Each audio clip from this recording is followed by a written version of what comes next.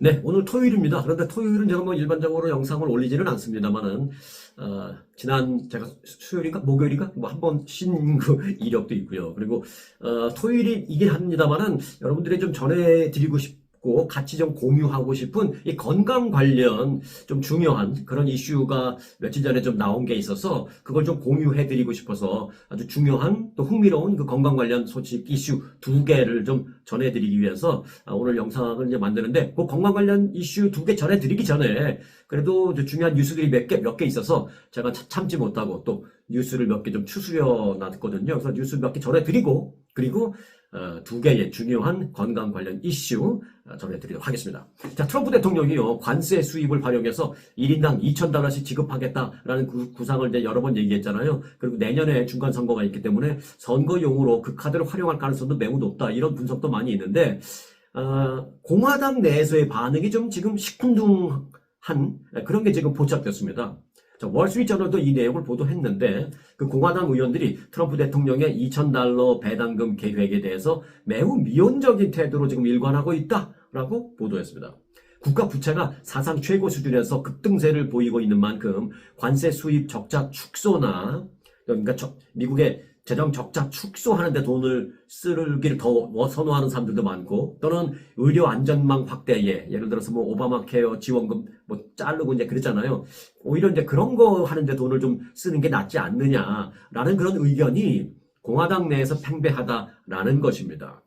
사우스다코타주의 공화당 상원의원인 존 듀운 상원 원내대표는 관세 수입이 현재 상당한 것으로 생각이 되며 유용한 목적에 활용될 수 있을 것이다 라고 말하면서 그 중에 하나가 뭐 $2,000 지금 뭐 이런 걸 떠나서 그 여러 가지 유용한 방법 중에 하나가 바로 부채 상환일 것이다. 나라 재정 적자 축소일 것이다. 이렇게 말을 했습니다.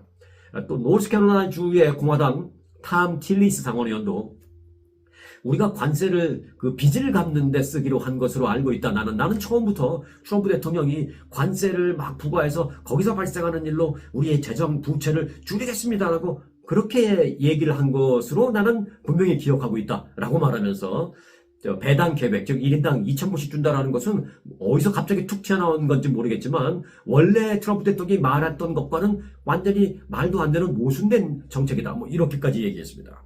트럼프 대통령의 관세 배당 구상은 내년 중간 선거를 겨냥한 것이다라는 것은 뭐 누구나 다 알고 있죠. 여기에는 민주당이 이달 초에 그 지방선거 있었죠. 11월 4일 날 지방선거 물가 안정을 막 내세워서 사실 민주당이 압승을 거뒀잖아요. 그러자 이제 트럼프 대통령이 고민 끝에 야 우리도 그러면은 맞불 넣자. 뭔가 당장 주머니를 채워주는 거 뭐 있어. 야 2,000불씩 주자. 그래서 이제 그 얘기가 나왔다라는 것이죠. 하지만 여당인 공화당 내에서는 코로나19 팬데믹 시기에 그랬던 것처럼 현금을 직접 그렇게 1인당 $2,000불씩 살포하면 가뜩이나 지금 물가가 많이 올라서 지금 불만이 팽배해 있는데 그게 결국은 또 물가 인상으로 이어지지 않을까 하는 걱정을 공화당 의원들이 많이 한다라는 것입니다. 그래서 결국 $2,000불씩 주면 받은 사람 당장은 좋아할지 모르지만 그게 결국 물가가 또 올려서 뒤돌았으면 또 정부를 욕할 것이다 라는 것입니다. 이 꼴랑 $2,000불 줘놓고 물가는 이렇게 계속 올라가고 있네 뭐 그럴 수 있다는 것이죠. 그래서 다른 방법을 찾자라는 것입니다. 하지만 뭐 공화당 내에서도 현금 지급을 뭐 옹호하는 목소리가 없는 건 아닙니다. 지난 7월 관세 배당 법안을 발의한 사람, 그 사람이 누구냐? 미주리주의 연방 상원의원 조시 홀리라는 의원인데 조시 홀리 의원은 당내 인사들이 부자 감세에 대해서는 관대하면서 서민 지원에는 왜 그렇게 재정 적자를 걱정하느냐라면서 불만을 토로했습니다. 즉 이거를 부자들 감세해 주는 것에 대해서는 막 좋아하면서 이 2,000불이 뭐 말이 전 국민이지 사실은 고소득자들에게는 주지 않는 걸로 되어 있잖아요. 그러니까 고소득자를 제외한 뭐 전 국민 이런 건데 그 뭐 고소득자들은 안 주고 일종의 어찌 보면 이제 서민들을 주겠다는 것인데 부자 감세에는 공화당 의원들이 그렇게 관대하면서 서민들한테 2,000불 주겠다는데 그건 왜 이렇게 무슨 별 이유를 타내면서 왜 이렇게 반대를 하는 거냐라면서 2,000불의 또 지지 의사를 밝히고 있는 그런 의원들도 있습니다. 그래서 이제 앞으로 2,000불 주는 게 시간은 조금 있으니까 그 사이에 공화당 내에서도 당내 의견 수렴이 좀 어느 정도 좀 돼야 될 것 같다. 하지만 지금은 좀 찬반이 많이 예상외로 반대도 많은 그런 상황이다라는 데까지만 말씀을 좀 드리겠습니다. 자, 이민정책연구소가 최근에 발표한 보고서가 하나 있는데요. 올해 중순 그 연방이민법원에 계류되어 있는 사건은 약 380만 건으로 이게 사상 최고치를 기록했다는 것입니다. 그러니까 이민 관련 서류가 막 적체되어 있는 것이죠. 뭐 비자 인터뷰도 해야 되고 영주권 인터뷰도 해야 되고 시민권으로 귀화한 사람 서류 정리도 해야 되고 또 인터뷰도 해야 되고 이런 건이 굉장히 적체되어 있다는 것입니다. 이민정책연구소가 최근에 발표한 보고서에 따르면 올해 중순 연방이민법원에 계류되어 있는 사건은 약 380만 건으로 사상 최고치라는 것입니다. 보고서는 이민법원이 기능장애의 악순환에 빠져서 이민제도의 핵심 기능이 흔들리고 있다라면서 행정, 입법 전반에 걸친 개편이 시급하다라고 지적했습니다. 뭐 기능장애 악순환이라고 뭐 멋들어지게 표현했지만 크게 보면 이제 두 가지로 볼 수 있죠. 기본적으로 이제 인력이 좀 부족한 면, 그리고 그 인력들도 완전히 고숙련된 그런 인력이 많지 않은 점, 이런 점들. 일 잘하는 사람은 하루에도 막 10건, 20건 처리하는 사람이 있지만 어떤 사람은 똑같이 월급 받고 나와서 5건 처리하는 것도 전전긍긍하고 그런 사람들이 어느 직장에나 가도 다 있잖아요. 그러니까 이민 관련된 법안에서도 그렇다라는 것입니다.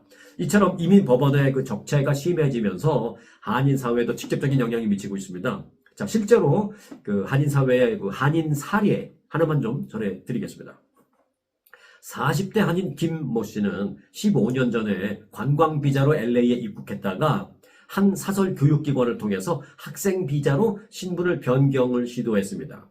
그 학생 비자를 갖고 있으면 그 비자 기간 동안에는 합법적인 체류자니까.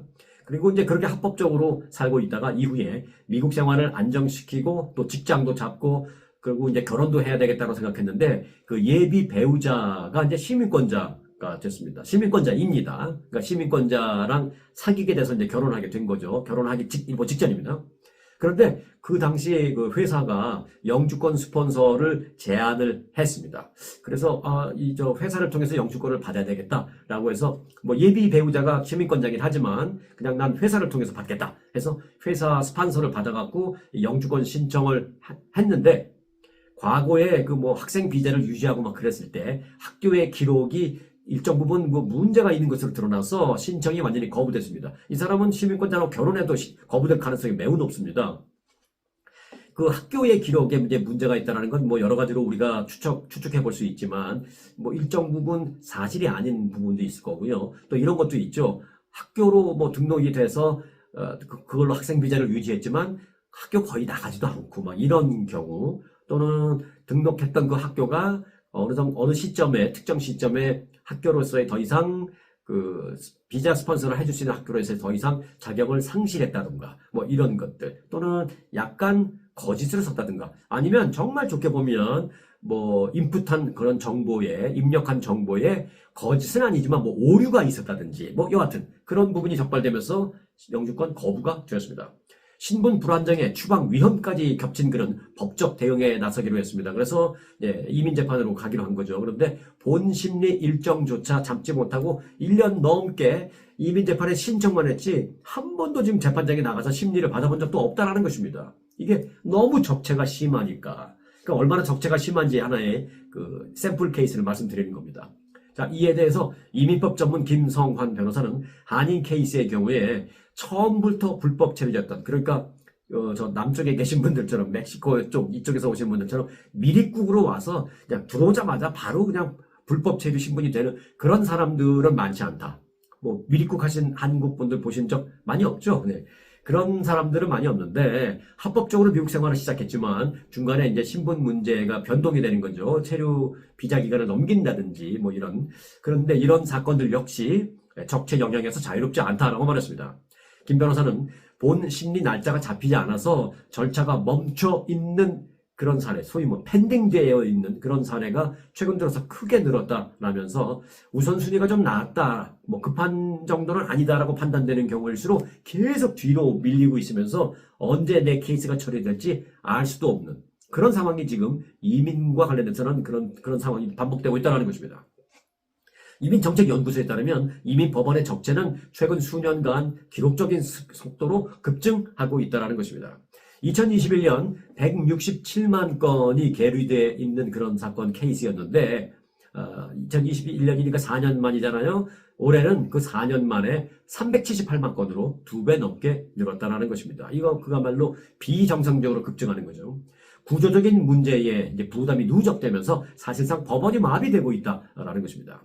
적체 원인은 뭐 복합적입니다. 앞서도 말씀드렸습니다만은 바이든 정부 시절부터 국경 지역 이민자 유입이 많이 됐고요. 그 사람들 케이스가 너무 많고 또 망명 신청까지도 급증해서요. 바이든 정부 때 그냥 지금 바이든 정부의 이민에 관대하니까 일단 미리국에서 가서 나는 망명하겠다고 망명 신청해. 그러면은 내 망명 신청이 받아들여질지 안 받아들일지 심리받고 그러는 동안은 합법적 체류가 가능한데 이것도 하세월 길어. 그러니까 일단 가자. 이런 사람이 많았던 거죠, 그때.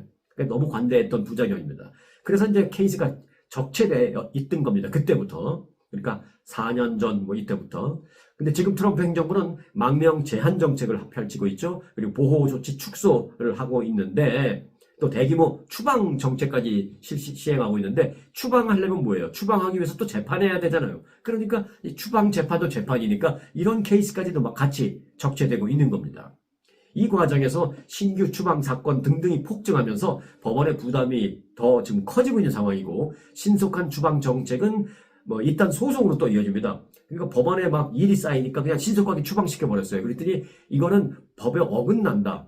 너무 이렇게 신속하게 나의 권리도 막 부당하게 권리를 누린다면서 이렇게 신속 처분을 내가 판결을 받은 것은 위법한 행위다라면서 또 이게 항소하는 소송을 제기합니다. 그럼 또 그것도 또 해줘야 돼요. 그러니까 2중, 3중으로 지금 케이스가 늘어나고 있는 것입니다. 인력 부족도 주요 원인입니다. 올해 7월에 제정된 하나의 크고 아름다운 법안 One Big Beautiful Bill인가요? OBBB라 그래요. OBBB. One Big Beautiful Bill. Bill은 이제 어떤 법안 이런 거잖아요. 그 예산이 확대돼서 판사 증언이 가능해지긴 했습니다. 그런데 정원은 800명으로 지금 제한되어 있습니다. 800명 꽉 차도 쉬운 일은 아니라는 거죠. 올해 6월 기준 그 이민 관련 재판 판사는 몇 명이냐? 685명입니다. 여전히 턱없이 부족한 수준입니다. 800명이 돼도 부족한데 지금은 더 많이 부족한 상황이죠. 전문가들은 적체를 10년 내에 해소하려면 1,300명 정도의 판사가 필요하다라고 말했습니다. 게다가 올해 1월 이후에 또 130명 정도가 해고되거나 퇴직하거나 다른 곳으로 전보가는 등의 그 예정이 되어 있어요. 그래서 인력 유출이 더 심할 겁니다. 그래서 이게 가면 갈수록 적체가 해결되기는커녕 더 많이 쌓일 그럴 그 우려가 있는 것이죠. 판사까지도 숫자가 계속 줄어드니까. 그래서 판사를 1,300명으로 어떻게 드라마틱하게 늘리는 그런 정책이 시행되지 않는 한 이민 관련 이 케이스들은 적체가 당분간 해결되지 못할 것이다 라는 게 지금 현재의 팩트입니다. 자, 내년 중간 선거를 앞두고 민주당이 우세하다는 여론조사 결과가 나와서 관심을 끌고 있습니다. NPR과 PBS가 공동으로 실시한 전국 여론조사 결과를 발표했는데요. 조사에 따르면 지금 당장 선거가 치루어진다면 어느 정당 후보를 지지하겠습니까? 라는 그 질문에 유권자의 55%가 민주당을 선택했습니다. 그 공화당을 선택한 유권자는 41%로 차이가 많이 났습니다. 14%포인트 차이가 났습니다. 나머지는 3%는 뭐 기타라고 얘기를 했는데. 자, 이 보고서는 정당 기준의 지지도 조사에서 민주당의 이 같은 뚜렷한 우세는 3년 만에 있는 일이다 라고 말했습니다. 지난해 11월 조사, 즉 1년 전 조사에서는 민주당과 공화당이 48대 48로 동률을 기록했는데 이게 트럼프 대통령 취임 이후에 급격하게 상황이 바뀐 겁니다. 어찌 보면 공화당의 지지율이 이렇게 하락하는 것은 뭐 트럼프 대통령의 지지율의 하락과도 결국은 이제 연관될 수밖에 없다라고 볼 수 있겠죠. 트럼프 대통령의 직무 수행 평가가 많이 안 좋아졌습니다. 39%가 긍정적으로 평가했습니다. 그러니까 지지율이 39%라는 것이죠.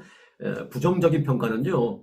56%로 지난 9월에 53%였는데 부정평가가 몇 달 사이에 또 한 3%포인트 올랐습니다. 그러니까 트럼프 대통령의 지지율이 하락이 결국 공화당의 지지율 하락하고 이제 이어지는 그런 상황입니다. 물론 이제 내년 중간 선거가 아직 한 1년여 남아있기 때문에 시간이 뭐 충분히 있긴 합니다만은 자, 공화당의 지지율이 선거 1년을 앞두고 지금 급격히 하락했다라는 게 결국 내년 선거 때, 중간 선거 때 어떤 결과로 나올지 상당히 주목되는데 생각보다 그 민주당 공화당 지지율 격차가 14%포인트라는 건 생각보다 좀 격차가 크다. 이렇게 생각이 됩니다. 자, 1년 동안에 과연 민주당과 공화당이 어떤 변화를 겪을지 주목됩니다. 근데 보건당국 검사관이요, 이 비위생적인 길거리 음식을 단속하는 과정에서 그 노점상의 그 식재료에 그 표백제를 막 갖다 들이부는 일이 있어서 지금 논란이 일고 있습니다. 최근 콜로라도주 덴버에서 있었던 일인데요. 그 길에서 타코를 팔던 그 노점상에 식품 안전 검사관들이 들이닥쳤습니다. 노점상 주인은 검사관들이 가판에 놓여있는 그 음식물의 폐기를 요구하자, 그러니까 버리라고 막 요구하자, 재료들을 막 버리지 않게, 그러니까 그 가난한 사람들이잖아요. 그러니까 그 음식을 버리려니 또 얼마나 아깝겠어요. 그래서 내가 뭐 위법하게 지금 판매를 했지만, 또는 이게 위생적으로 좀 오케이를 받지는 못했지만, 이거 버리지는 못하겠다 싶어서 이걸 뭐 트럭으로, 안 버리고 트럭으로 막 옮기기 시작했습니다. 그러자 한 검사관이 불같이 화를 내면서 그 음식 다 끌어낸 다음에 그 음식에다 표백제를 갖다 부었어요. 아예 다시 쓰지는 못하게. 이 장면이 온라인상에 퍼지면서 이 과잉 단속을 비판하는 의견이 쏟아졌습니다. 여러분은 어떻게 생각하실지 모르겠습니다. 뭐 다 의견을 다를 수 있을 겁니다. 일부 누리꾼들은 표백제를 넣으면 음식이 깨끗해지는 거냐 말도 안 된다 뭐 이렇게 좀 비아냥거리는 사람도 있었고요. 검사관이 그렇게까지 할 필요가 있느냐, 너무 감정적인 대응이다. 이걸 팔지 못하더라도 자기들이 집에 가서 먹을 수는 있게 해줘야지. 거기다 표백제를 갖다 부으면 어떡하냐 뭐 이런 의견도 있고, 그냥 팔지는 않더라도 집에 가서 먹게는 해줬어야 된다 뭐 이런 의견도 많이 있었습니다. 덴버 공중보건환경국은 그 문제의 노점상이 왜 그런 대우를 받았는지 이제 설명을 했는데, 그 노점상이 무허가 영업을 하면서 공중보건과 경고를 반복적으로 무시했다. 그래서 극단적인 조치가 필요했다라고 해명을 했습니다. 표백제 범벅이 된 음식은 전량 폐기했다라고 이제 물론 그렇게 발표를 했습니다. 덴버 보건국은 결국 이에 대한 공식 성명을 내고 판매업자의 방해와 현장 폐기처가 마땅치 않았다는 점, 또 오염된 식품의 양을 고려해서 식품 재포장과 또 다시 보관해서 몰래 재판매하는 것을 막기 위한 어쩔 수 없는 그 군것지책에 그 방법밖에 없었기 때문에 그렇게 했다라면서, 단속할 때 사실 표백제를 갖다 붓는 것이 위법하지는 않다, 또 전혀 없었던 일도 아니다라면서 소비자 보호를 위해서 심각하게 이 판매자들이 법을 위반할 경우에는 재판매를 원천 차단하기 위해서 표백제를 붓는 등 이런 일을 하는 것도 법에서 규정으로 제한되어 있는 합법적인 조치다라고 이제 덴버 공중보건국은 그렇게 설명을 했습니다. 뭐 합법 위법 이걸 떠나서 딱 그 장면만 보면, 우리가 항상 그렇죠. 앞뒤 정황을 뭐 다 보면 이쪽도 이해되고 저쪽도 이해되고 이제 그런데 이제 딱 그 장면만 놓고 보면 한쪽은 이해 안 되고 뭐 그런 경우도 많잖아요. 그래서 표백제를 갖다 들이붓는 그 장면만 딱 보면 너무하다, 뭐 너무 잔인하다, 뭐 이런 생각이 들기도 하는데, 이제 영상으로 퍼지는 건 딱 그 장면만이에요. 그래서 이제 이게 막 퍼지면서 이 덴버 공중보건국 검사관이 지금 엄청나게 욕을 얻어먹고 있다라는 그건데, 앞뒤 상황을 또 얘기 들어보면 또 일견 그 검사관이 이해되는 면도 없지는 않다라는 말씀을 드리겠습니다. 자, 지금부터 건강 관련 주요 이슈 두 가지를 앞서 예고해드린 대로 좀 전해드리겠습니다. 자, 먼저 첫 번째입니다. 정기적으로 음악을 듣는 것이 치매 발병 위험 감소와 연관된다라는 새로운 연구 결과가 나왔습니다. 뭐 음악 치료 뭐 이런 얘기가 뭐 어제 오늘은 얘기는 아니지만, 뭐 또 어떤 연구 결과로 이게 검증된 것도 사실 그렇게 많지는 않아요. 그냥 그럴 것 같다라는 생각은 뭐 누구나 다 하고 있습니다만, 근데 이게 딱 집어서 치매와 연관되는 어떤 연구 결과가 지금 나온 겁니다. 자, 지난달에 발표된 이 연구진은 호주에서 연구된 건데요. 70세 이상 상대적으로 건강한 10,000명이 넘는 그런 사람들을 대상으로 약 10년간에 걸쳐서 데이터를 분석했습니다. 연구에 따르면 거의 매일, 그러니까 10년 동안에 이제 분석한 건데, 10년 동안 거의 매일 음악을 듣는 사람들은 10년 후에 쭉 보니까 음악을 거의 정기적으로 듣지 않는 그런 사람들에 비해서 10년 후에 치매 위험이 39%나 낮았던 것으로 나타났습니다. 이 39%라면 상당히 의미 있는, 상당히 생각보다는 좀 큰 신뢰할 수 있을 만한 그런 수치다. 저는 그렇게 생각합니다.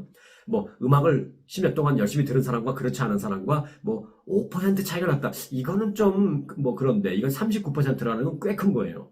연구는 참가자들을 10년 동안 추적하면서 다양한 질환 발병 위험과 관련된 요인이 무엇인지 또 생활 습관 변화가 얼마나 큰 영향을 미칠 수 있는 것인지 등등을 이제 같이 조사를 했습니다.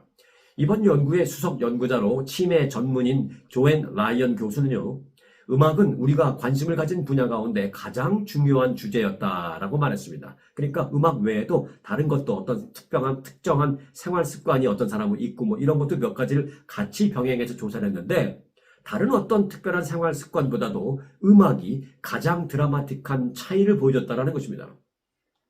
연구진들은 참가자들과 해당 의료 제공자로부터 매년 자료를 수집했고 훈련된 직원들이 인지 능력 평가를 했습니다. 이 연구에 참여한 1,893명, 10,000명이 아까 제가 넘는다라고 말씀드렸죠. 정확하게는 1,893명 중에 거의 매일 음악을 듣는다라고 답한 사람은 7,030명이었습니다. 음악 감상 빈도가 낮은 사람들에 비해서 이 7,030명이 치매 위험이 10년 후에 보니까 치매 위험이 가장 크게 감소한 그룹이었다라고 연구진은 밝혔습니다. 연구는 어떤 종류의 음악이었는지는 명시하지 않았습니다. 그런데 클래식도 좋고 또 일반 대중음악도 크게 상관없는 것으로 알려졌습니다. 라이언 교수는 이들은 일반적인 인지 저하를 경험할 위험도 낮았다. 그러니까 꼭 치매를 겪지 않아도 인지 능력 면에서도 음악을 듣지 않는 사람보다도 더 뛰어났다라는 것입니다. 라이언 교수는 음악이 기분을 고양시키고 뇌의 여러 가지 영역을 이렇게 자극을 해서 인지 기능에 유익하다라는 많은 연구들이 이 연구를 통해서 결과를 우리가 얻을 수 있었다라고 말했습니다. 그러면서 저 자신도, 그러니까 라이언 교수 얘기예요. 저도 스스로 음악을 이전보다 더 많이 듣기 시작했다라면서 자기가 연구하고 난 다음에 자기도 깜짝 놀란 거예요. 그러면서 자기가 이제 음악 듣기 시작한 겁니다. 그러면서 즐거움도 느끼게 되고 동시에 뇌를 자극할 수 있어서 너무 좋다라면서 이제 왜 음악을 듣지 않겠느냐라고 이제 반문하기도 했습니다. 이 교수가. 자, 그럼 음악을 들을 때 뇌에서 무슨 일이 일어나는가를 잠깐 알아보겠습니다. 프린스턴 대학교 음악 인지 연구소에서는요, 사람들이 음악을 들을 때 그 뇌에서 어떤 일이 벌어지는지를 연구한 바 있습니다. 연구진은 음악 감상 시에 운동 기능 영역, 또 감각 영역, 또 감정을 처리하는 영역, 상상이나 이런 몽상 같은 걸 할 때 활성화되는 영역 등등 뇌의 여러 그 부위가 동시에 음악을 들을 때 어떤 한 가지 부분만 아니라 그 뇌의 여러 부위가 동시에 활동을 하는 것을 느꼈다라는 것입니다. 이러한 현상이 음악이 뇌 건강을 강화하는데 아주 강력한 역할을 하는 중요한 이유가 될 수 있다라고 말했습니다. 전문가들은 과거에 그 음악을 듣는 것이 기억을 되살리고 또 위안을 줄 수 있고 라는 것은 우리가 다 아는 바이지만 새로운 음악을 듣고 스스로를 도전하는 것 역시 매우 중요한 것임을 알게 되었다라고 말했습니다. 그러니까 음악을 들을 때 내가 잘 아는 30년 전 40년 전에 들었던 그거를 듣는 것도 나쁘지는 않습니다만 좋지만 한 번도 못 들어보고 전혀 새로운 음악을 들어보는 것도 권유하고 싶다라는 것입니다. 그러면서 그걸 2번, 3번 반복하다 보면 좀 더 친숙하게 되죠. 그런데 그 친숙하게 되기 전까지 전혀 처음 들어본 음악에 도전해보는 것, 그때 뇌의 많은 기능이 활성화가 된다라는 것입니다. 또한 가능한 경우에 직접 음악을 연주해보는 것도 권유를 했습니다. 악기 연주는 나이가 몇 살이든 시작할 수 있다라면서 무슨 유명한 음악가 또는 전문 연주자까지 될 필요가 없지 않느냐. 꼭 취미 생활을 하더라도 취미가 뭐예요? 그러면 취미가 피아노입니다. 그러면 어느 정도 칠 줄 안다라고 생각을 하게 되잖아요. 그 정도까지도 필요 없다라는 것이죠. 그죠? 한 번도 할 줄 모르고 한 번도 해본 적도 없는 악기라도 이걸 내가 이제 배우려고 하는 그 과정에 뇌의 기능이 굉장히 활성화된다라는 것입니다. 이 음악 연구를 주도한 레비틴이라는 박사는요, 80세 생일을 맞은 자신의 할머니에게 키보드를 선물했습니다. 그 할머니는 평생 키보드나 피아노를 쳐본 적도 없는 사람이에요. 그런데 그 80세 된 그 할머니는 80세에 그 키보드 선물을 받아가지고 97세가 될 때까지 되든 안 되든 열심히 이제 연습을 한 겁니다. 무슨 커다란 목표를 세워놓고 하는 것이 아니라 정말 즐기면서 심심할 때마다 그렇게 키보드 연습을 해서 97세까지 세상을 떠나기 전까지 거의 매일 이 키보드 연습을 하면서 인지 능력에도 큰 도움을 받았고 실제 그 피지컬 건강에도 물리적인 건강에도 큰 영향을 받았다라고 했습니다. 지금부터라도 간단한 악기 하나를 선정해서 하루에 한두 시간이라도 좀 배우려는 과정을 좀 가져보시는 것이 좋을 것 같다는 생각입니다. 그렇지 않다면 뭐 그 시간만큼 뭐 그러면 뭐 악기를 내가 배우기엔 너무 힘들어 라는 생각이 든다면 네, 오케이. 그렇지 않다면 그럼 하루에 한두 시간 음악을 듣는 것만이라도 권고를 드리겠습니다. 음악을 들어서 기분도 좋아지고 더불어서 치매를 그렇게 크게 예방할 수 있다는데 그야말로 why not 아니겠습니까? 라는 그런 생각이 듭니다. 자, 첫 번째 이슈 말씀드렸고요. 자, 두 번째 이슈 간단하게 전해드립니다. 친구들과 길을 걷는데 자신만 이 숨이 차서 좀 뒤처진다 그런 스타일이라면 COPD를 의심해 봐야 합니다. 자, 지금부터 COPD 꼭 외워놓으시기 바랍니다. COPD란 한국말로 번역하면 만성폐쇄성 폐질환이라고 말하십니다. 일종의 폐질환이긴 한데 만성적인 폐쇄성 폐질환 이렇게 생각하면 됩니다. 한양대학교 호흡기내과의 한동우 교수가 요즘 뭐 COPD를 굉장히 이제 주창하고 있는 사람 중에 한 명입니다. 평소에 조금만 움직여도 숨이 차고 또 기침이 자주 나고 그런 주요 증상이 만성 폐쇄성 폐질환 COPD일 가능성이 매우 높다라는 것입니다. 그러니까 이제 기침하거나 가래가 끼거나 이럴 때 대부분 무슨 생각해요? 아유, 내가 원래 그랬어. 그리고 뭐 나이가 드니까 다 그렇지 뭐 라고 생각해서 간과하기 쉽다라면서 COPD를 주의해라라고 말했습니다. 그는 한국 사람들 그 만성 폐쇄성 폐질환 COPD 진단율이 낮은데 그 진단율이 낮은 것은 그 질환을 안 갖고 있어서가 아니라 다들 그냥 나이 들면 다 그렇지라고 생각하기 때문에 그 진단을 못 받는다라는 것입니다. 그래서 한 교수는 숨이 차서 운동을 꺼리게 되기 쉽지만 활동량이 줄면 폐의 근육도 감소하고 또 골다공증 같은 합병증으로 오히려 병이 더 빨리 악화될 수 있기 때문에 숨이 차서 난 운동을 못해 라고 하는 사람일수록 운동을 해야 된다는 것입니다. 물론 무리하게 과격하게 하라는 건 아니지만 자기가 감당할 수 있는 정도의 선에 운동을 하고 거기서 좀 더 이게 근육량이 넘어지 이 근육이라는 것 중에서요 또 폐 근육을 같이 말하는 겁니다. 지금 근육량이 좋아지면 감당할 수 있는 게 좀 더 높아지잖아요. 감당할 수 있는 수준을 조금씩 높여가면서 아주 낮은 단계에서부터라도 그렇게 해야 된다는 것입니다. 숨차서 운동 못해 나는 이런 사람일수록 아주 낮은 단계부터 하라는 것이죠. 자, 그럼 COPD 어떤 병인지 잠깐만 보겠습니다. 자, COPD 만성 폐쇄성 폐질환은 기도나 폐포에 생긴 그 이상으로 공기의 흐름이 제한되면서 숨이 차고 기침이 생기고 가래가 생기는 증상이 지속되는 질환입니다. 이 지속되는 질환이라는 뜻이 이제 만성이라는 뜻이죠. 발생 원인의 약 50%는 물론 흡연과도 관계가 있습니다만 대기 오염 뭐 이런 것도 있고 선천적인 것도 있습니다. 선천적으로 폐 크기가 좀 작은 경우나 또는 환경 오염 같은 것도 주요 원인이 됩니다. 세계 사망 원인 3위가 이 COPD라고 합니다. 그런데 아직 모르는 사람이 많습니다. 한국인들은 40살 이상 인구의 40세 이후에 약 13%가 이 COPD를 앓고 있는 것으로 추정됩니다만 실제 COPD로 진단받는 경우는 2, 3%에 그칩니다. 왜? 이게 뭐 기침하고 그러니까 그냥 대부분 나이 들면 그렇지 뭐 어떡하겠어 이러고 넘어간다는 것입니다. 증상이 숨이 찬 증상, 그리고 기침, 그리고 가래 등이기 때문에 이게 뭐 보면은 주변에 보면 맨 그런 사람들이 많으니까 그냥 나이가 들면 다 그래. 뭐 이렇게 생각하기 쉽다라는 것입니다. 그래서 검사를 받거나 뭐 치료로 이어지는 경우가 많이 없다라는 것입니다. 국제 기준에 따라서 1기부터 4기까지로 이것도 이제 구분이 되는데요. 통계를 보면 진단이 많이 되는 1기, 2기 이때도 사망 위험이 11%로 절대 낮지 않다라고 합니다. 이 COPD 4기가 되면요, 사망률이 87%로 현격하게 엄청 높아집니다. 자, 그러니까 COPD 정말 4기까지 가면 안 되고요. 1기, 2기, 2기도 안 됩니다. 정말 1기 때 빨리빨리 해야 되는데 대부분 이제 숨이 차고 기침나고 가래하면은 진단을 받으러 안 간다는 것이죠. 근데 그걸 간과하면 안 된다라는 게 이제 COPD의 이제 포인트인데요. 자, 천식과 증상이 비슷해서 헷갈릴 수 있습니다. 그래서 그냥 간단한 뭐 시중에 있는 뭐 기침약, 천식약 이런 거 먹고 끝내려고 하는 사람들이 많다라는 것이죠. 천식이나 이 COPD나 둘 다 기도 폐쇄성 질환이라 숨이 차고 기침 같은 증상이 굉장히 똑같죠, 어찌 보면. 다만 천식은 젊은 층이나 비흡연자에게도 잘 나타나고 또 알러지 질환을 동반하는 경우가 많다라는 차이점이 좀 있습니다. 운동을 하지 않으면 팔다리 근육뿐만이 아니라 호흡과 관련된 근육, 즉 폐를 움직여주는 그 폐의 근육도 약해져서 숨쉬기가 더 힘들어질 수가 있습니다.